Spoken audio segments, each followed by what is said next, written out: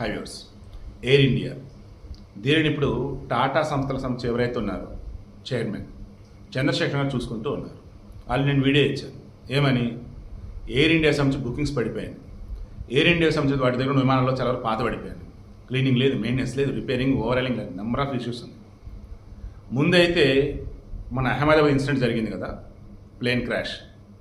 దానికి సంబంధించి బాధితులు ఎవరైతే ఉన్నారో నష్టపరిహారం అనాల్సింది ఏదైతే ఉందో దానికి ఒక ట్రస్ట్ ఏర్పాటు చేద్దాం.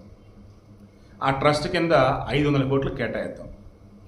ఒక్కొక్కరు మరణించిన వాళ్ళు మొత్తం 274 మంది మరణించున్నారు. 241 ప్లస్ 35 276 మంది అండి. మెడికల్ కాలేజ్ దగ్గర ఉన్నటువంటి మెడికల్ కాలేజీల వాళ్ళు బయట వాళ్ళు వచ్చేసి 35 మంది.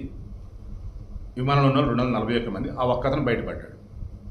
సో ఇక్కడ వారి అందరికీ ఎంతైతే వీళ్ళు ఫస్ట్ 1 కోటి అన్నారు, ఆ తర్వాత ఇంకో 10 లక్షలు ఎక్స్ట్రా అన్నారు.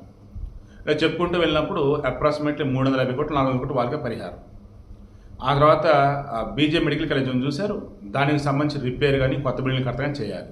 రిపేర్ ఉంటుంది, మ్యాక్సిమం కొత్త బిల్డింగ్లు కడతారు. అది బాధితులు ఉన్నారు కదా, కోలుకుంటున్న వాళ్ళు, గాయాలైన వాళ్ళు, వారికి వైద్య ఖర్చులు, ఈవెన్ చనిపోయిన వారిలో కానీ బతికున్న వారిలో కానీ, అంటే వారి కుటుంబ సభ్యులు ఎవరైనా అర్హులు కనుక ఉంటే వారికి టాటా సంస్థలో ఉద్యోగం ఇచ్చే విషయం, వారి యొక్క ఎడ్యుకేషన్ బట్టి, క్వాలిఫికేషన్ బట్టి, అది ఇవన్నీ కూడా ఇప్పుడు ట్రస్ట్ చూసుకుంది. ట్రస్ట్ ద్వారా బాధిత కుటుంబాలకి న్యాయం చేయటం, ఆ బాధిత కుటుంబాలు అర్హులు కనుక ఎవరైనా కనుక ఉంటే వారికి ఉద్యోగాలు ఇవ్వటం, అండ్ బాధితులకి వైద్య ఖర్చులు, ఆ తర్వాత వాళ్ళ లైఫ్ లాంగ్ కూడా వాళ్ళకి ఇబ్బంది లేకుండా చూసుకోవటం. ఇప్పుడు ఈ ట్రస్ట్ చూసుకోబోతోంది. 500 కోట్లు కేటాయించారు.